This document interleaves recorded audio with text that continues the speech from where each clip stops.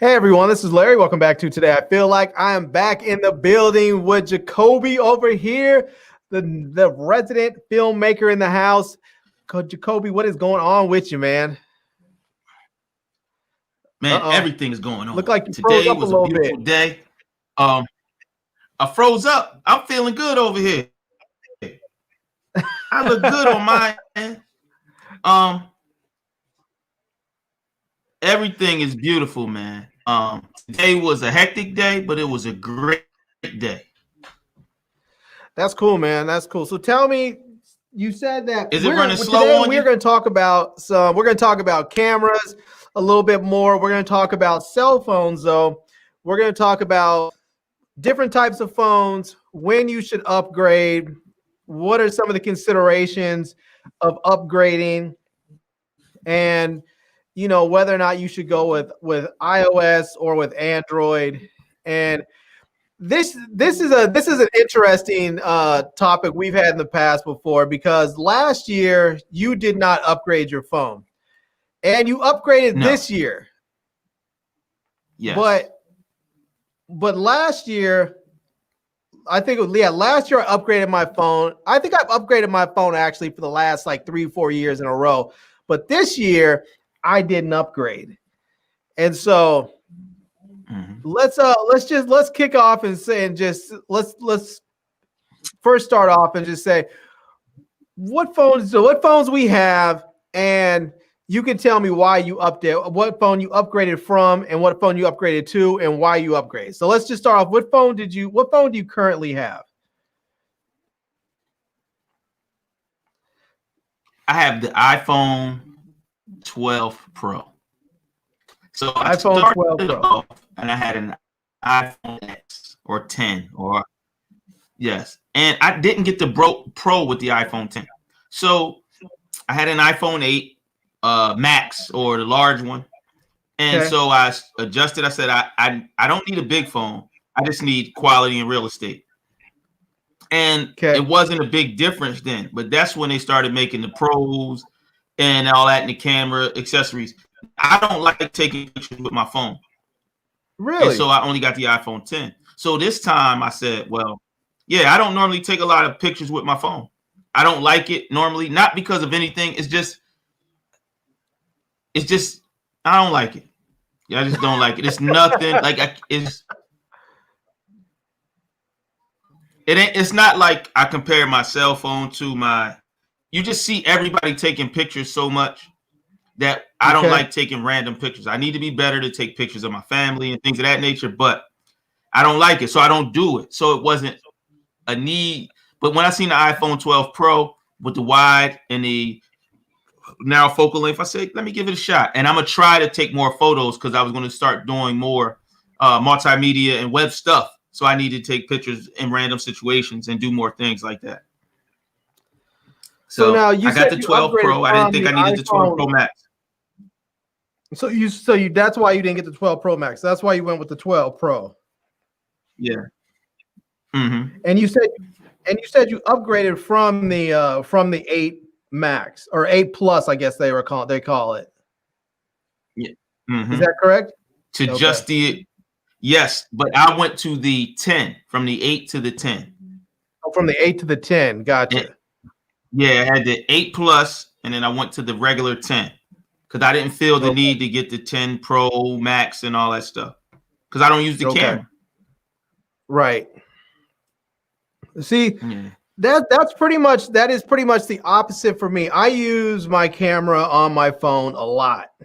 I mean, I use it probably every day, because when I'm filming stuff for YouTube here, for Facebook or whatever other social media, I'm always using my phone. And I do film my stuff with my regular camera. I mean, like right now, live streaming, I'm using my Sony A7R III, and but I also have 2 phones that I use. I have my Samsung Galaxy Note 20 Ultra, and I have my iPhone 11 Pro Max. And I upgraded my Pro Max from the I had the, I guess it was the 10 the 10s Max or something like that. I guess I think it was a 10s Max. Mhm. And then because I went from the iPhone 7 to the iPhone 10. Yeah, because I skipped the 8. I went from the iPhone 7 to the 10, and then I went from the 10 to the 10s Max, because at the time when they came out with the 10, they didn't have a 10 Max. It was just the 10, I believe, at that time. So it was like if you wanted the plus size phone, I believe that's when you had to get the 8 Plus. I wanted the new 10, so I went with the 10. So I got the 10, and then I went from the 10 to the 10s Max, and then from the 10s Max to the 11 Pro, the 11 Pro Max, excuse me, which is what I have now. And in my Galaxy, on the Samsung side, I went from, I pretty much was not with Android for a long time. I had Android a while back. I had like an S5 or something like that. And then I went over and went back to the iPhone, and I didn't have an Android for a long time. And then I went and bought a Google Nexus 6P, I believe it was, and I had that for a while. And I pretty much only got that because when I was using it for tutorials and stuff, with my YouTube channel. And so I had like the Nexus 6P, and then I went from that to the Galaxy Note 9, and then I went from the Note 9 to the Note 10 Plus, and from the Note 10 Plus to the Galaxy the Note 20 Ultra. And I also have one other Android phone, which let me see if I can grab it right quick here. I have this one here, which I think I'm going to be going back to probably later this week. And this is the Galaxy Z Flip. And I actually really like this phone. And I bought this phone primarily because I got tired of carrying two big phones. And so I didn't want to have to carry, I didn't want to have to carry my iPhone and, and another big phone, which is what I've been doing since I upgraded to the Note 20 Ultra. But here was my plan when I upgraded.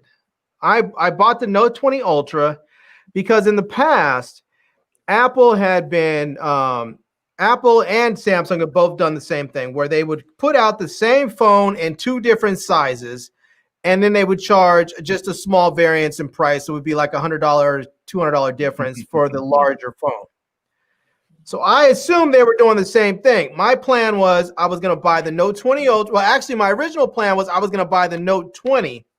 But then when Samsung came out with the two different phones, the Note 20 Ultra was the one that was the better phone, and the Note 20 was sort of a stripped down version of it with less RAM, a lower quality camera. I think I forgot there was something else about. I think the processor wasn't as good, so I ended up getting the Note 20 Ultra. And so I figured, okay, well, now I have the bigger Galaxy phone. I'm going to go ahead and get the smaller iPhone Pro when it comes out. So I was like, I'll get the iPhone 12 Pro when it comes out. And then Apple came out and they did the same thing. And so they made the better camera, with the iPhone 12 Pro Max. And so at that point, I had to really decide, do I want to spend $1,400 on a new iPhone? And my answer turned out to be no. Now, it wasn't as hard of a decision for me with the Galaxy because they seem like Samsung seems to give you much more value for your trade-in than Apple does. So when I bought my Note 20 Ultra, I was able to trade it in for, I believe it was half the price of my phone. So it was around, the phone I think was around $1,200, and they gave me like $650 for it or something like that. Plus they gave me some other stuff where I got like an extra $150 towards, to buy something in the Samsung store. So I bought like some Galaxy Buds Plus Live or something like that, and some other, like a case or something. So I ended up definitely coming out ahead versus if I had just bought the iPhone. When I put in how much Apple was going to give me, I think they were going to give me like $450 or something like that for the phone. I was like, no, I can sell that on Facebook for like $900 or $800. I could have at the time, but so anyways, because because I use my iPhone primarily for its phone, because I do carry both my phones, but I use my Android phone for all of my phone stuff, and I use my iPhone primarily for the camera. I had to ask myself, do I want to spend $1,400 on a cell phone camera? And ultimately my answer was no. You know, I mean, it's a great camera. I believe that the phone, that the 12 Pro Max probably has a way better camera than the 11. Well, not way better, but it has some things that are better than the 11 Pro Max. Mm-hmm. But I guess it wasn't enough for me to upgrade. I don't see why you would. You know? Well, I mean, there are some features on there. I mean, there are some features that the 12 Pro Max has that the 11 Pro Max does not. Like it has the new sensor stabilization. Mm-hmm. You know, the lenses are faster this year. It has that, not that I would use it, but that Dolby HDR vision. Mm-hmm. And there's a new feature that's only available on the 12 Pros that's making me want to actually go buy one, and that is Apple RAW. I mean, I've seen some of the stuff people are doing with Apple RAW photos, and it's really, really incredible. But I just keep thinking to myself, it's $1,400, and I'm just like, I honestly, man, I think $1,400. I think to myself, $300 more dollars, and that's a Sony A7C. You know. So now, have you what other phones have you had besides an iPhone? Motorola Flip and the Nextel. Like the old school joint. That's as far. Ever since I got my first iPhone, which was like an iPhone 2. Okay. I've been an iPhone. So the one thing that there's a few things, and sometimes I've stopped chasing the what do they call it? The shiny object. I've stopped chasing that. So when I decide to upgrade, the reason I stuck with iPhone is because my infrastructure is Apple. And when it comes to Apple's infrastructure and backbone, their products just work together. And their security is impeccable. So for me to reach out and get a Samsung, I really would be defeating what I've already established and set up. You know, it's kind of like cameras. So if I wanted to switch, I would be prepared. I have to be prepared to adjust everything. And now, what are some of those things that you are in as far as the Apple ecosystem that would prevent you from switching? What are some of those things? Well, I have HomeKit. I have CarPlay. My car, I would have to purchase. I forgot what they call it for Android, but I really love how that works together. How my home is set up with everything, and the stuff is all set up around HomeKit. Then I have a Mac at home. I work with a Mac at work, so like airdropping files from my phone, how things are integrated, just works, you know. And so and that's the first thing people have to realize: your phone is no longer just your phone. Right. It is sometimes your entryway into other technologies. And so you have to figure out what best works for you. Because to me, it's really tomato, and it's what do you like? I don't think anyone is really better than the other, because then you're nitpicking with different preferences, and that's based on what do you prioritize or what do you value. Right. So I've never owned, since I've got my first iPhone, I don't think I've ever owned any other phone. And I picked up an Android to try to use it, and I was lost. And that was the first time I was lost with technology. Well, how long ago was that? My mom's phone. I forgot. It might have been a year or two ago. And I picked up her phone and was like, I couldn't figure it out. So. Right. I feel you. So I've been going back and forth with Android. I was going back and forth with Android and iOS a little bit. Then I just started using both.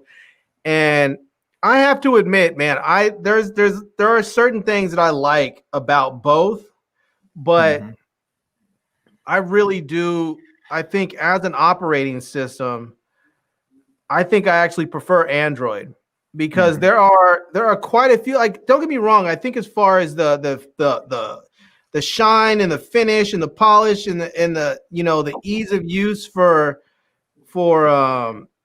iOS, I think it's fantastic. It beats Android every day for ease of use and some of the the shine of it. It's a very glossy operating system, but functionality, Android just takes it every day. I mean, there's so much you can do with it, and Apple is catching up. There are some things that Apple is now finally allowing us to do, like having a bit of a file system on there, being able to actually download, files from the internet. So, like, for the longest time, I couldn't go to a website and just simply download a video from the browser. I had to go and do some roundabout things. And now I can actually do that. So, but with Android, I've been able to do that for a very long time. And there's some things I still like about having certain Android phones, like with my Galaxy phone, my Note 20 Ultra, I can add a memory card in there. So if I buy a phone that has 128 gigs of memory, it's not a big deal. I can actually just go buy, like in here, I've added a 256 gig memory card in here. And so, I didn't need to go spend an extra, $200 or $300 to get the highest capacity phone. I can buy the lowest capacity phone and just put some memory in there. And so, go ahead. Go ahead. No, I was gonna say, and that's where you're talking about value, because what people don't realize is that most people who are arguing on YouTube about phones are power users, right? So the average person, Apple doesn't operate for the power user unless you get power user stuff. Apple sets it up so that it's an easy use, everybody can do it, and it just works. Right. And since they control the pipeline from software to hardware, it's easy for this stuff just to work. And security, ease of use. Because, like, I got into a discussion with somebody about the new iMacs. And he was like, well, with this one, you could take the battery out. You could do this. I said, most people don't take the battery out. Right? When something doesn't work, most people take it into the repair shop. Right. And so if that's going to be the case, Apple said I can do a whole bunch of other things if I make it smaller and self-contained, if they're going to bring it to me anyway. And what we do was we set up free repair shops. Right. Right. So it's all about a philosophy on what works and then what do you value. And I think when Apple first started, people weren't as tech savvy. Right. Right. And so as Samsung got in the game, they realized it and they made adjustments. But they still have a problem because they still have issues with their phones because they're laying a software on top of the Android software that customizes to their phone. Yeah, see, that's the thing that gets me with most of the Android manufacturers is that I really wish that they would allow you to get just pure Android on there. Like there was a period in time when you could go and obviously you can buy the phone from your cell phone carrier or from Samsung, and they would give you, they would give you whatever skin was on there. Back in the day, you had all these ones like TouchWiz or now I think Samsung's got the One UI skin on there, and they would have that. But you used to be able to actually go to the Google store on Google's website, and you could actually buy all the major phones, all the major Android phones unlocked with pure Android. And that's something that you can't do anymore. And I really wish they still allowed you to do that, because there's something to be said about not having your phone bogged down with bloatware or not having to worry about it slowing down because of animations. And the most important thing about having pure Android is you don't have to wait for your carrier or for your manufacturer to push updates. You don't have to wait for them to push the firmware updates. That is one thing that kept me out of Android for a very long time, and specifically kept me away from Samsung for a very long time, was the fact that there were some phones that you would buy And whatever operating system that was on that phone is what you were stuck with, because they would never push an update. Whereas with Apple, you would get an update the day that it came out. You know, they would push an update and you had it, downloaded it, installed, you got the newest whatever it was that was on there. And I realized that Android and Google has made a point to fix that, because they realized that they were losing a lot of people over to iOS because of that very thing. And so now people are getting their updates a lot faster, you know, but still it's not nearly as fast. Like when there's an update, I'm not getting my Android firmware updates the same day they come out. Sometimes I have to wait a couple weeks, sometimes I have to wait a couple months, you know? Well, that's why I'm the only Android phone that I'm really considering, even as a test phone or to play with, is the Pixel, because it doesn't have all that other foolishness laid on top. It doesn't have Samsung foolishness. It doesn't have Nokia foolishness, because all of them try to add a little feature here or there, which adds a layer of code that I'm not feeling that. Right. So you're talking about like the Pixel 4a or the Pixel 5 or whatever ones they have. Let's see what's different pixels they offer. So this is the new one, the Pixel 5. I think this is the one that we were talking about earlier, right? Mm-hmm. And it's $599. Right. Yeah. See, that's the thing that gets me with some of these. Oops. Let me see. Where did it go? So here we are.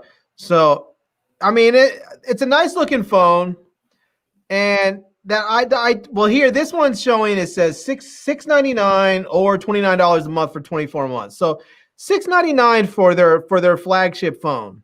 And it looks like it's coming. It's got wireless charging, has reverse wireless charging. You know, the Google Pixel phones have always been known for their really great photography, you know, for their photo quality. So, yeah, I mean, I feel you on that. I mean, I think the iPhone Mini is the cheapest iPhone 12, and that one I think starts at what, $699, $799? Yep. Yeah, that's hard to justify why you should pay that much more if you get I mean, you really have to make sure you're getting that much more phone. But see, like Apple is extending its services, because if before Apple had the hardware, Google had the services. As Google has moved into hardware, Apple's extending some of their services that I love, you know. And I'm gonna tell you, the only thing I really like about Google is YouTube TV. That's it, huh? Yep. Because they're not as secure. Like Apple security is a big deal for me. Okay. You know, and I love it. And also I love, like, most of the stuff I use in the apps that work on the App Store with my phone and then to my Mac. Like I use an app called OmniFocus, just not an app on PC that can compare. Okay. You know, for project management. I do a lot of video production. Now that's debatable, but how easy it is on the Mac is completely, you know, it's beautiful for me. Right. You know, so, and that's why I prefer the iPhone, just the ease of use. And I'm already embedded into the ecosystem. Well, I'll say this. I have I definitely like my iPhone. I do, no doubt. I definitely like my iPhone. And but there are just some things that I really, really love about my Android phones. And one of them is the ability that I can do whatever I want with that phone. Like if I decide that I want to if I want to download an app that's not in the App Store, I can do that. Maybe it's a malicious app, maybe it's not.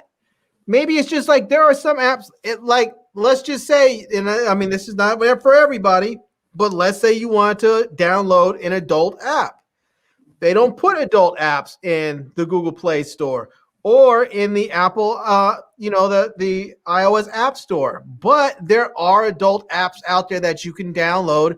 And if you have an Android phone, all you have to do is simply go to that website, click on a button that says Android, click it, download the installation file, and install it on your device, and you're good to go. So here's my comment, right? And this is what we deal with. That's the same issue we deal with a lot of these other political things out there, where people want freedom, right? And freedom is really a relative term. And sometimes you got to choose to limit some of your freedoms for sometimes lack of chaos, right? So what I say is to eliminate, I get it. Some things I would like to do on my own, but to have my phone work 98% of the time, I don't have to guess what happened to it. I don't got to worry about malware too often, so I get it, but that's not a risk I want to take.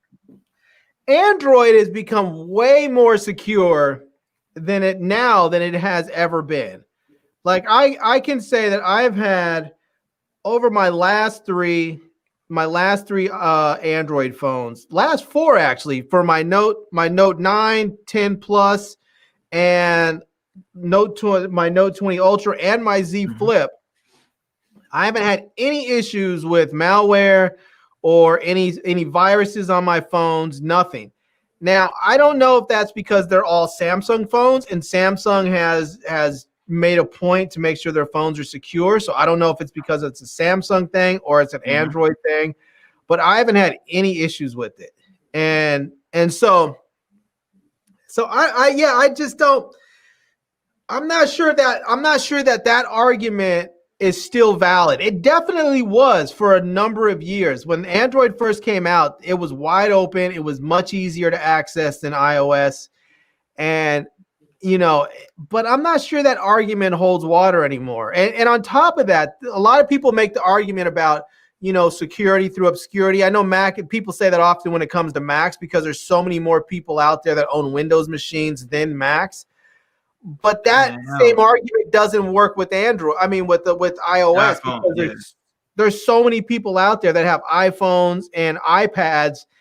Now, there's still a lot more Android users out there. Don't get me wrong, because there's a lot of Android devices out there.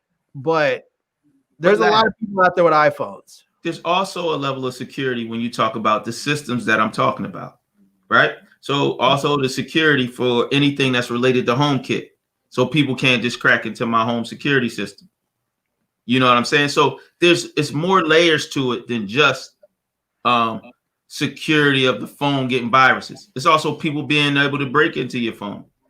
It's a lot of little things. So it's not just that. And I do agree with Ashley. We knew you was on them XXX sites.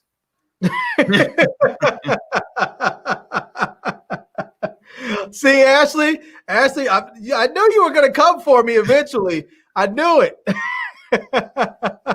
I do want to say big ups to everybody out in the comment section, to Jose Rodriguez, Tim Windsor, Zvan Tran, John Hopkins is a new subscriber. Big ups to you, man. Appreciate you coming through. Teresa's in the building. El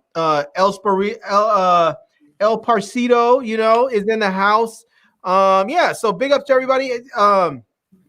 I did want to point out that said the Linux 3214 said pirated apps like cracked Spotify are killer features for Android. So now, hold on. I want to say something before. I just want to preface this. Anybody whose name is Linux 3214 is a power user. Right? So anybody who's rocking Linux is probably a power user. Exactly. So I say that to say that I get it from power users why the Mac is limiting, why Apple and iOS and all those things are limiting, right? Because they prevent you from doing a lot of the other things you want for two reasons. One, security, and two, consistency, right? Yeah, no, they definitely want you to have a good user experience. And you can't always have that if you're downloading apps that are not authorized or approved by the App Store. So they do want to make sure that every app that comes through on your phone meets a certain standard. And now check this out. My wife had a perfectly operable, well, I shouldn't say perfectly, the speaker was kind of blown, but almost a perfectly operable iPhone 7. Okay. She just got the 12 Pro. Right? Right. So like when you're not chasing, so like let me go back to our original conversation about when to upgrade or talking about making that decision, right? Okay. When I sit back now, and hold on a second. Linux 3214. Hold on tight, because I'm going to address this. I'm going to address your comment, because I think there's something valid there. Not necessarily on the pirated front for getting free Spotify, but there's something valid in your comment that I want to touch on. So go ahead, Kobe. You were talking about your wife upgrading just now. Yeah, because she uses it for a phone. She plays a few games. She does some other things with it. So anything she needed to do, she could have did with the iPhone 7. Now the problem started to be the screen was little, because that's when they still had the smaller phones. Certainly start falling apart and probably start slowing down. So it was time for her to upgrade. And that's the thing that people got to realize. I don't think I'm gonna need the iPhone 13. I don't think I'm gonna need the iPhone 14. Because if everything I use today works when they come out with the iPhone 14 or 15, unless my battery, my screen breaks or something else, I don't think I'm upgrading. I've did enough chasing the shiny object. You know, right. What was that movie with balloons when he was like, squirrel?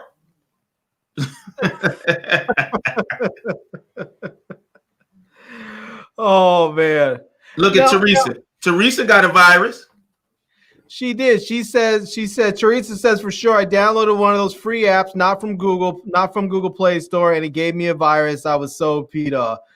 So yeah, I feel you. Some of those things can give you viruses. Some of them can be malicious. You have to be careful about what you download. But here's the thing, that this is what I wanted to address with Linux 3214, where he's talking about pirated apps and cracked apps. Now, I'm not going to say that you should download pirated apps or cracked apps. Not saying that. And he says in here, he posted again, not recommending people use pirated apps or apps from unverified sources. But here is where I think his comment has some redeeming value in this. The idea of being able to download those apps is that there are places in this world where people do not have the ability to download apps, legitimate apps in other places, but they're not allowed to download those apps in their country because their governments want to keep them ignorant. So if you are someone who's in China, or if you're in Myanmar or in whatever, some other country somewhere, you may not be able to download Facebook or Instagram or Twitter or some of the other social media apps, or WhatsApp, because they have encrypted messaging. The government doesn't want their citizens to have encrypted messaging. They want to be able to tap into anybody's message at any time to find out if people are planning something, if they're planning protest, if they're planning some sort of action against the government, if they're doing something that the government doesn't deem wholly kosher. And so they want to be able to tap into those people's stuff. They don't want people to have information. There are countries where people they're not upset because they don't know what their government's doing.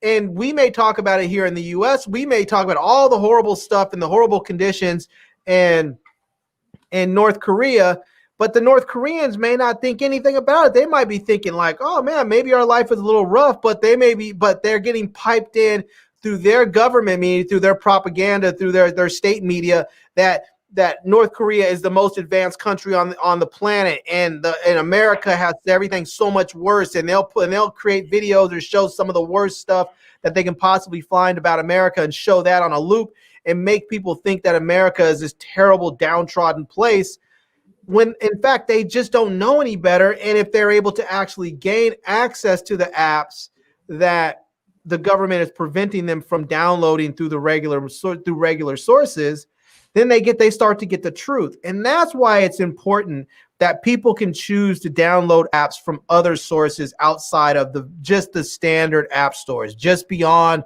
the Apple App Store or the Google Play Store or the Amazon App Store. They should be able to download apps from wherever they want to.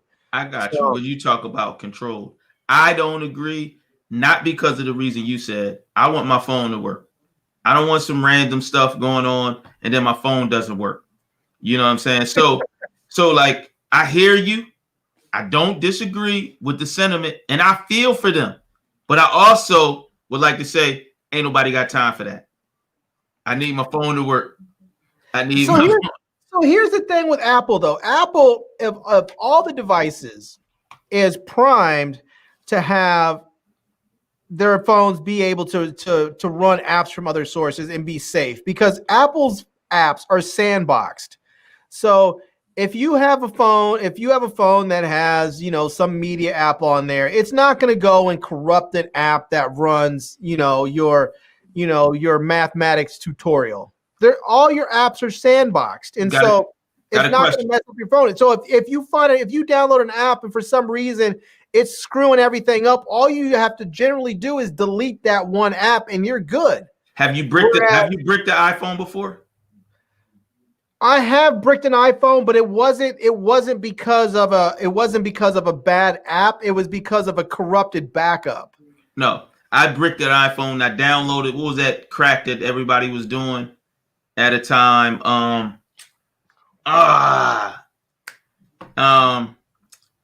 I forgot what it's called. Everybody was cracking their iPhones at one time, and I downloaded some random app, bricked it, and then when they realized that you cracked the phone, what does Apple say?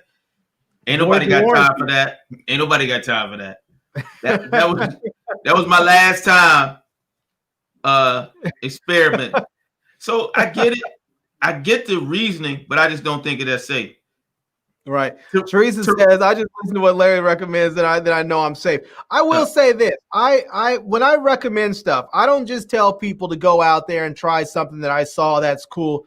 I actually put it on my devices. I test it out. I will throw this on this phone, this little silly thing, $1,200. This little silly thing, $1,400. I will put my money where my mouth is and put those apps on my devices. And if it jacks up my phone, then I know not to share it with you. Or if someone says, hey, I saw this app, should I get it? Then I know to tell them, no, this app will jack up your phone. I know because it jacked up mine, Yeah. So Larry, you've been my big brother for a long time, correct? Yeah. I'll listen to shit you say.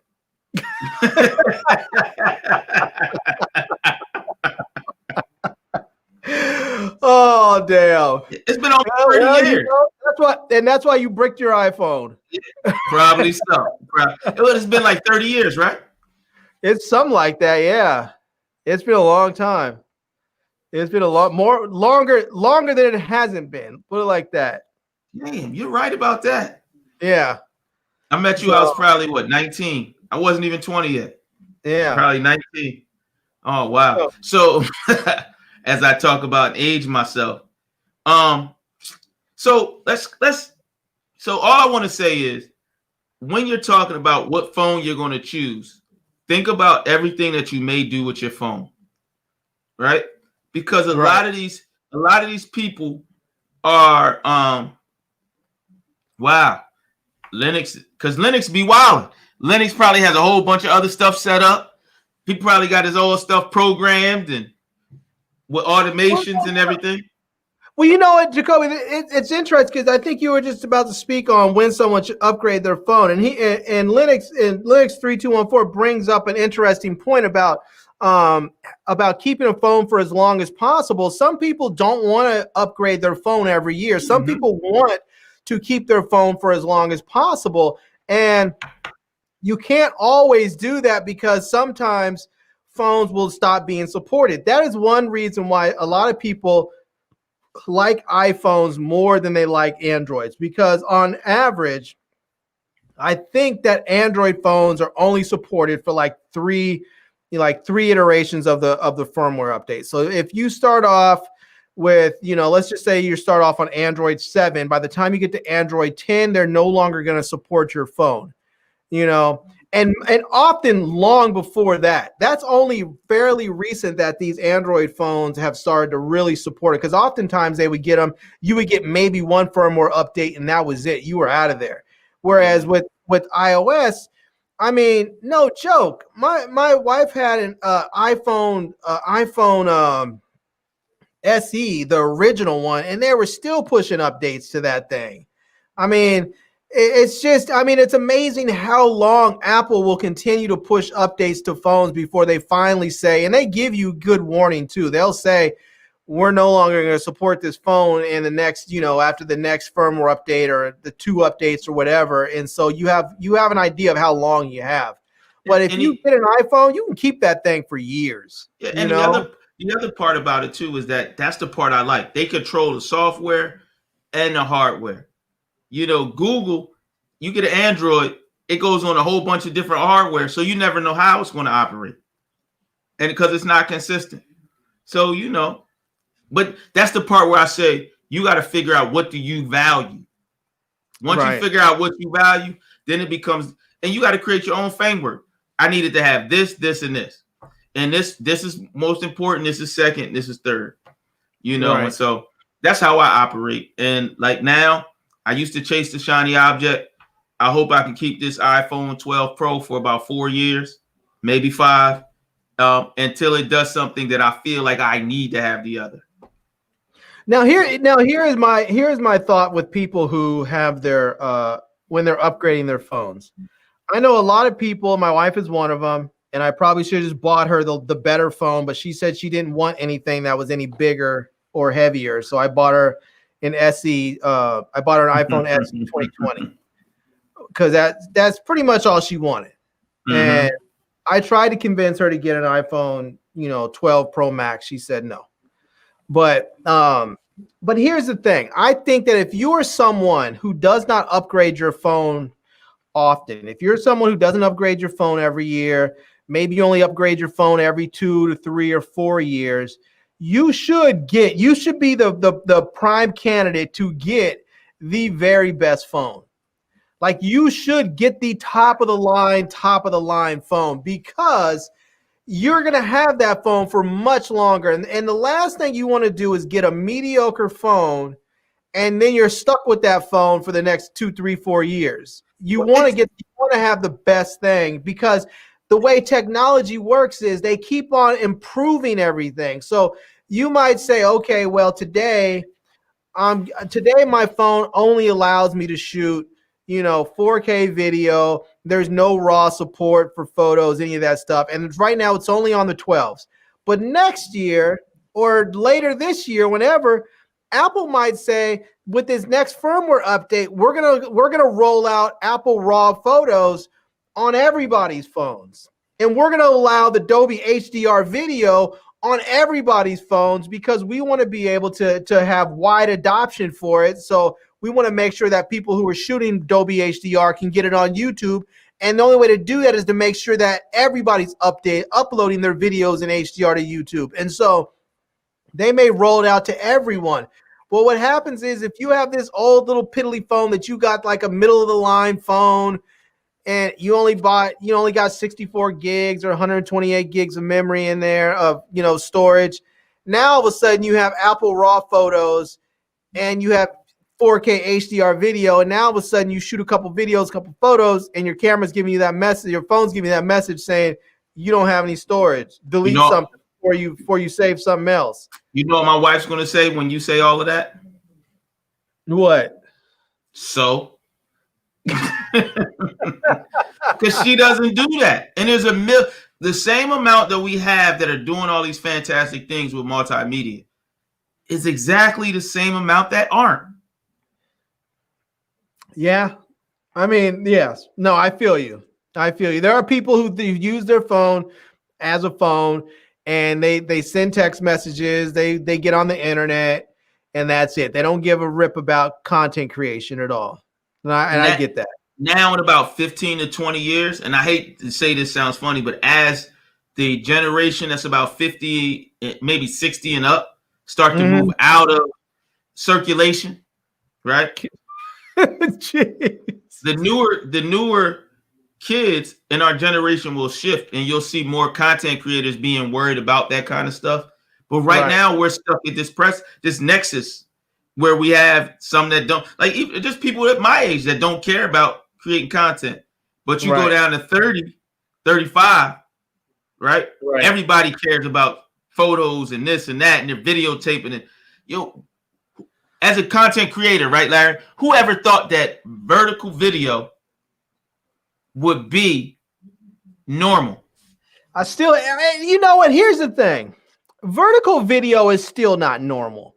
And they keep trying to make it normal because on cell phones, people watch and it's easy to have it on there, but it's still not normal because even when they tried it with, like they tried it on Instagram with Reels and some other stuff, and Facebook tried it. And what did they end up having to do? They ended up having to allow people to submit their videos in the traditional horizontal 16:9 because people were like, this is how I create my content. I'm not going to create separate content just for your platform.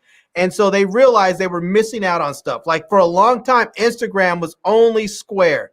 And now if you create a video in 16:9, you just simply go ahead, click a little button to expand it. And it shows the full thing. If you create, I mean, obviously if you create a vertical video, you can do that too. But I hate it when people shoot vertical video. I'm just like, why do it? Just all shoot the time. horizontal. Yeah, but it's cool. I move No, forward. it's not. I hate it. But since you talked about shooting video, has a vertical TV. Uh-oh. All right, let's talk. All right. Let's move on so we can talk about some camera stuff. Now, Jacobi went out and got rid of all of his Sony stuff and upgraded to what? Woo, I got the Canon R6, baby.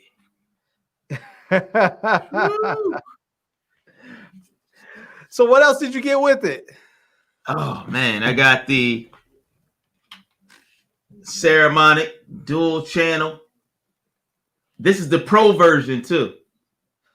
Pro version. Woo! And I did get one other thing if I can find it, if it's close to me. Oh no, I didn't move it. I got the Rode Video Mic Pro Plus that has its own lithium battery in it. That's the one that I like. I like that mic for. I mean, it sounds good, but there's one particular reason why I like that mic, and that is because when you plug it in, it starts to work. When you plug it in and then when you hit record, the mic just starts to work. Now, okay. I've had a number of instances in my past, either when I was vlogging or one time that really jammed me up bad when I was working at the Smithsonian Channel.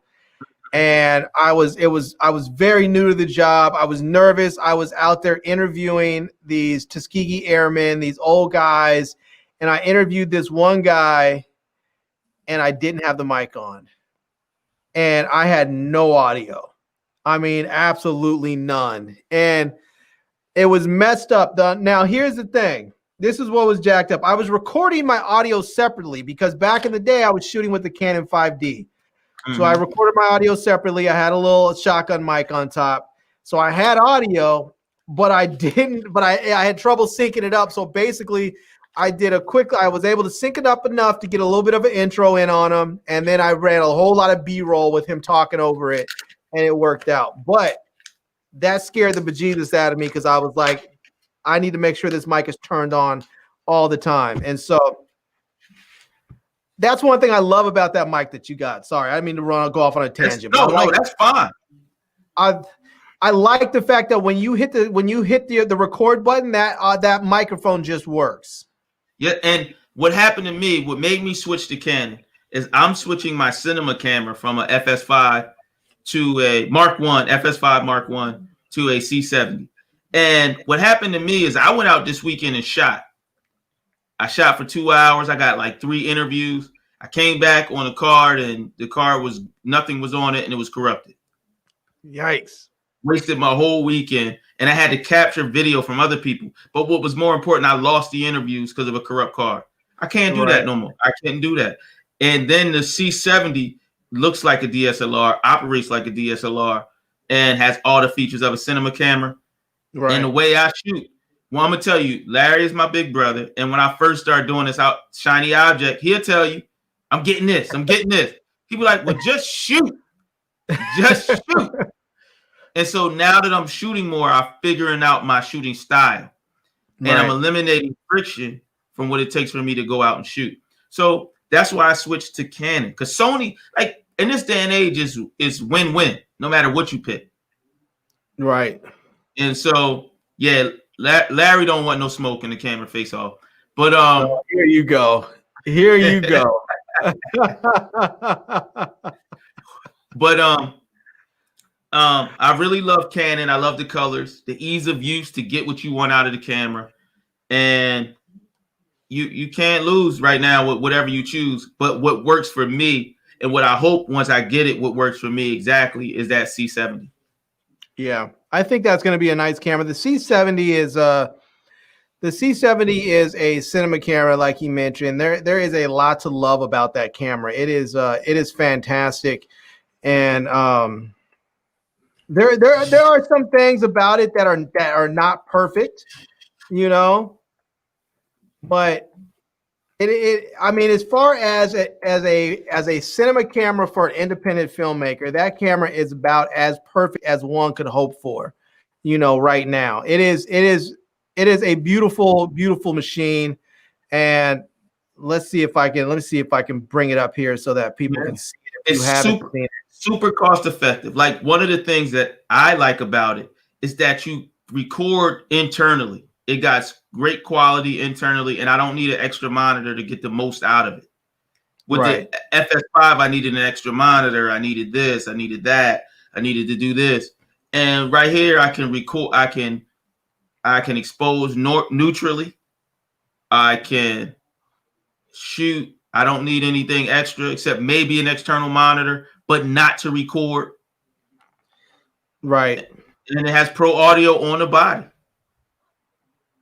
And yeah, that is really nice. I mean, there's a lot to love about that camera. But before we get out of here, because we're getting close to the end here, so there is one thing that I did want to show you. I got this box in today. I wanted to show this to you before we get out of here. See if I can let me see if I can open this thing up. Oh, hold on. You got some tools. You know, I have some cool stuff coming in, but I got this one thing. I wanted to see if I can get this box open and see if I can show you what I have here. He's flexing on me. What are you flexing? That ain't right. That ain't right. Oh, that ain't right. I just got it in. I just got it in today.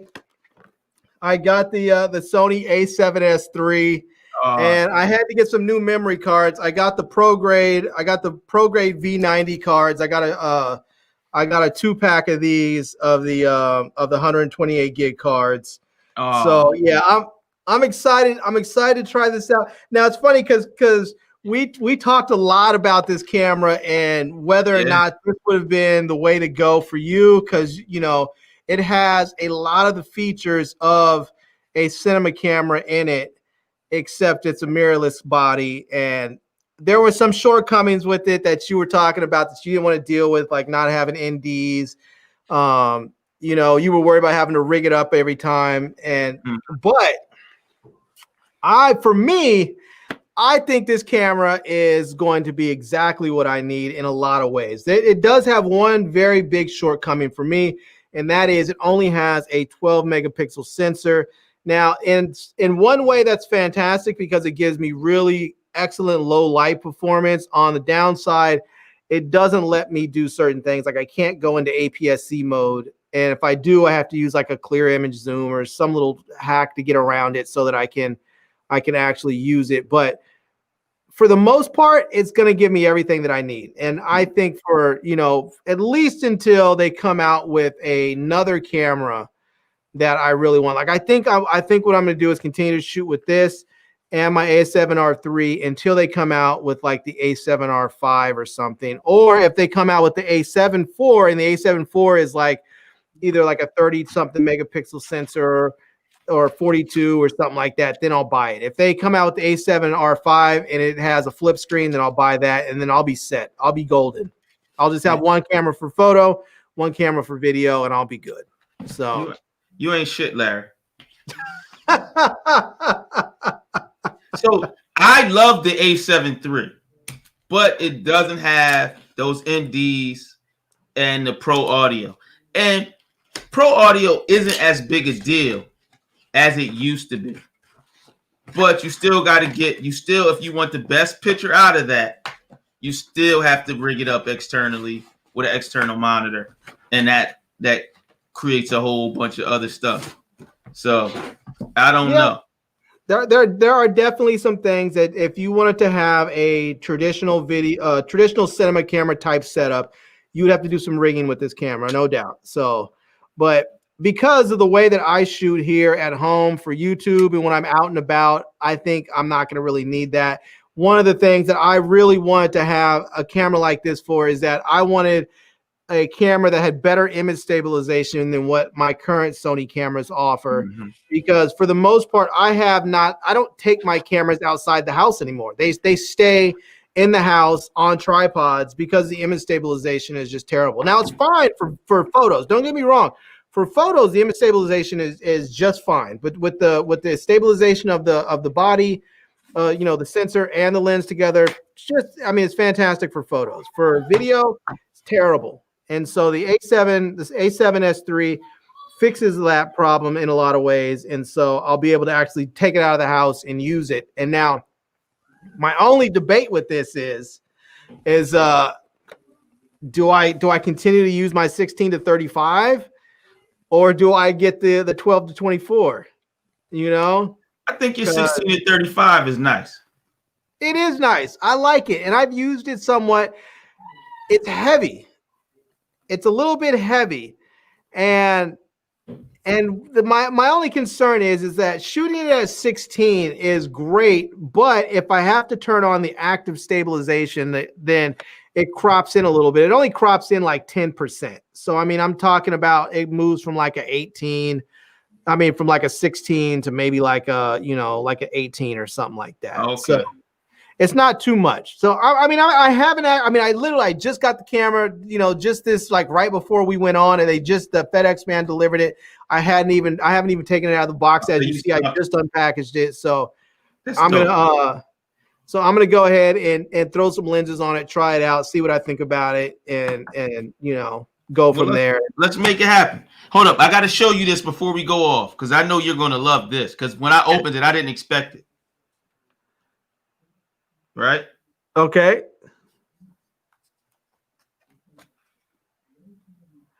That's nice, man. And it's the charging case. That's the charging case, right? Yes. That's sweet.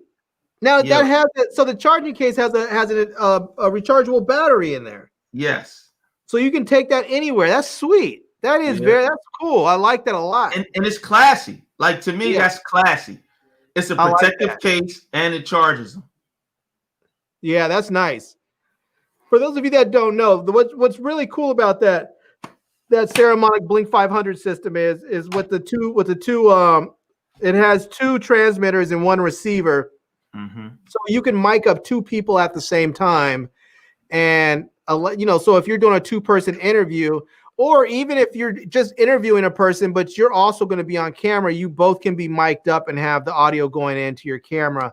And it's a really sweet system that's inexpensive for what you get, and it's very simple and it sounds great. So all right, before we get out of here, there's a couple of questions in here. Let me see if I can find them. Teresa was asking about 360 video. Where did it go? She said, hey guys, whatever happened to 360 videos? I really liked them. Seems like they were kind of popular for a minute. I know, and then you never see them. Here's the thing. So I know you have like a couple 360 videos on your channel. Teresa, I have some 360 videos on my channel. I don't have a lot of them. I have a number of 360 cameras. I was really into 360 for a while. And I have probably around here, I think I have, I don't know, 6 or 7 360 cameras. I have quite a few of them, more than I probably should. And Most of them I have because people have sent them to me to review, and then probably half of review and half of them I bought. I like 360 video. Part of the problem is that the quality is not always that great. And here's the thing: is that for the longest time, 360 videos were around. They were like maybe 2.5K. Then they started doing like 4K. Now they're at like 5.7, 5.6K, something like that. But that sounds like a lot of resolution, but you have to remember that when you're shooting 360 video, that 5.7K, that's the resolution for the entire 360-degree sphere. So right now, like if I'm shooting with my camera and I'm shooting in 4K, it's only 4K on that simple 2D plane. That's it. Whatever's right in front of me, that's in 4K. But if you now have to share that resolution with all the space around you in a full 360-degree sphere, then your resolution drops considerably. And so, I like to have the highest quality resolution when I shoot. And also the other part is that I found that people generally don't watch a lot of 360 video. Like if you shoot 360 video, people are basically on you. Like if I'm walking and let's say I'm going to the Lincoln Memorial and I'm walking, I have my 360 camera out and I'm talking blah, blah, blah. People generally are looking at either me or they're like looking at the Lincoln. That's it. They're not looking all around the whole frame. And so oftentimes I found that it makes more sense for me just to have, to use a better camera and a higher resolution camera and just have me in the frame. And then when I go to show the other, the main subject of the video, turn the camera around. So, but I sometimes I enjoy 360 video. It's a little difficult to edit. It helps out with VR. Yeah, that's the other thing with VR. A lot of people, some people really like it. Some people don't deal with it because some people get sick from it. There's a lot of people who still get motion sickness from wearing those VR headsets. So, I like them. I have a Oculus Go, and I like it. The only problem is I got it too early. So I got the Oculus Go before they made the Oculus Go 2, and that one has the games on it. Mine doesn't. It's really for watching TV. Now that's like watching TV on a 70-inch screen all the time. But I like it. It's kind of dope though. It is. It definitely is. My kids use it more than me. Yeah. So I think I'm gonna, I'll probably make some more 360 videos. I was gonna reach out to Insta360 and see if they would send me their Insta360 1R. They haven't sent me any cameras for the last couple years for whatever reason. I did see them at CES, and they gave me a little camera called the Insta360 Go, which is not a 360 camera. It was like a little sort of stick-on vlogging camera that was sort of like a 180, not really a 180 camera, but it had like a really wide angle lens. But it just the camera broke on me. It worked like for maybe about 2 weeks, and then it died on me. So I never really got to put out a full review of it. I did an unboxing and sort of a first impression video, and then the thing died on me, and I never got to really do the full review. So, but that was they just haven't really sent me any new cameras, so I haven't really been able to test them. So I've been using my old Insta360 cameras. I still have an old GoPro Max, or what they call it, GoPro Fusion, I guess they called it when I had mine. I mean, don't get me wrong. It's not that I don't like 360s. It's just, for the most part, it's a pain in the neck to edit, and it's because it's intensive. It's just it takes a lot of resources on your computer. So, but if you guys like it, I'm glad to know you like them. I'll make a point to make some more. I mean, I'm always down to do something fun. So I might just do like a 360 tour of DC or something and just put it out there. So, and you want to invite me? Yeah, man. When this COVID's over and we can go hang out, definitely. I know that's right. Definitely. All right, Kobe. Any last? Oh, you know what? Since you're talking about audio gear, I did want to show you that I have been reviewing this, the Tentacle. I want it. Tentacle sent me this. They sent me the Tentacle Track E and the Tentacle Sync here. And so I've been reviewing these, and I've been working with it all day today, and it's a lot of fun. It's really pretty incredible. The one of the biggest issues I have with this is nothing to do with the device. It has the Tentacle Track E is an audio recorder that has 32-bit float. So it's something that allows you, if you start speaking way too loud and your audio starts to clip, you can recover that because there's a lot of data in there. And if you speak too low, or you have a mic plugged into it and you can't get your mic close enough, and so the levels are low, you can still raise that level up. But you know, one of the biggest problems with this is that Final Cut Pro doesn't deal with 32-bit float. So I can't edit the audio the way I need to edit the audio in Final Cut Pro. I have to load I can use Adobe Premiere if I edit in there, or I have to load the audio up in like Adobe Audition and make the adjustments and then output it, and then I can sync it with my video and Final Cut. Get DaVinci Resolve, man. It's not tested with DaVinci yet. It might work, but they haven't tested it yet, so I'm not sure if it works. Well, send it to me. I got a lot of short films to shoot. Yeah, I'm not going to do that. So I'm going to be using this. I'm going to be using this on a regular basis, I imagine. You know, I'll tell you, one of the things that's nice about having an audio recorder like this is that oftentimes I shoot on different cameras when I'm doing a product review. Sometimes I will shoot on 2, 3, 4 different cameras, and it could be that I'm starting off shooting with my regular camera, like my A7R III, and then I might go outside and shoot with my GoPro, and then I may shoot some, a quick clip with like my, with a cell phone. And then maybe I'll do a screen capture on my iPad or on my computer or something like that. And so I'm shooting with all these different cameras or sometimes, or screen recordings, and I'm plugging different mics into into whatever device I have that works with that. So if I have like this is the Remo mic, I may plug this into my computer because it works with USB-C, I have a version of that works with Lightning, so I may plug that in if I'm using my iPhone, or I may use like a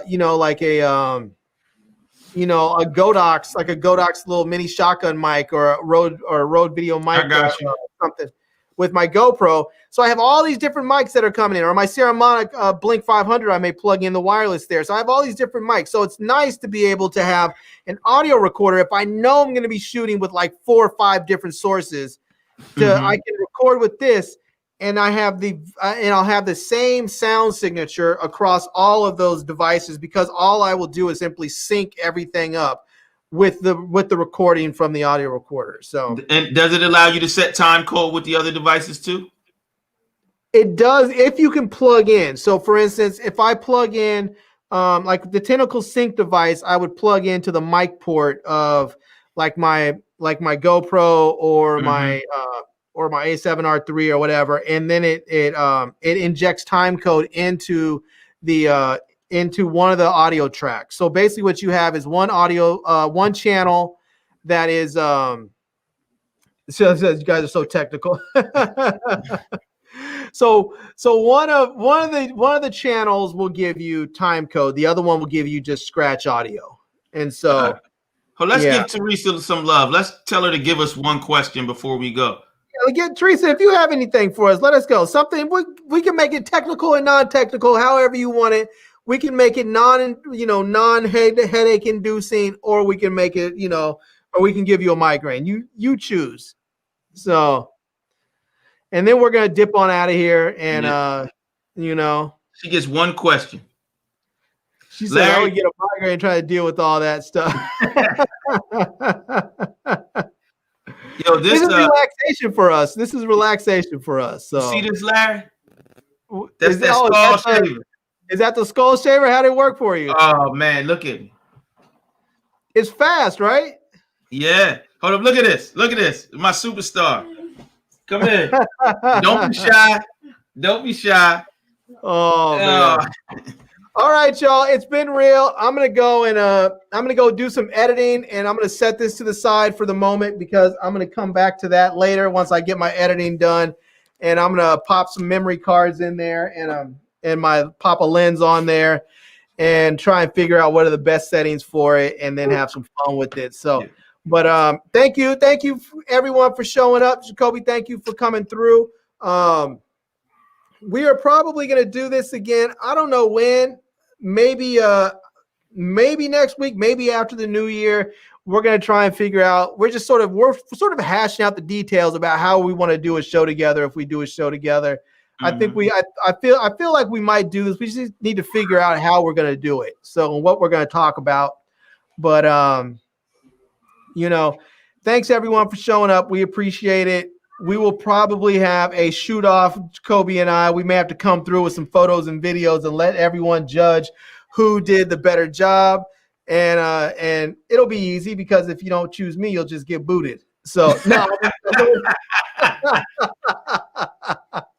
Oh man. Hey, yeah. much love to Linux 3214. Yeah, Teresa, man. Great night. And good night, everybody. Yeah, there you go. Thanks, Nice and Nasty, Russell Dye, Teresa, everybody for showing up. Thank you very much. And until next time, I'm Larry. That's Jacobi. Love, peace, and hair grease. Peace.